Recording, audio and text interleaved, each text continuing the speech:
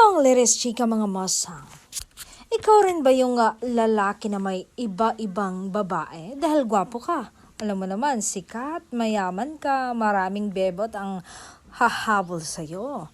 Pumapatol ka din ba? O iisa lang? Yan ang diretsahang tanong ng Marites kay Donnie Pangilinan. Ito nga naging sagot niya.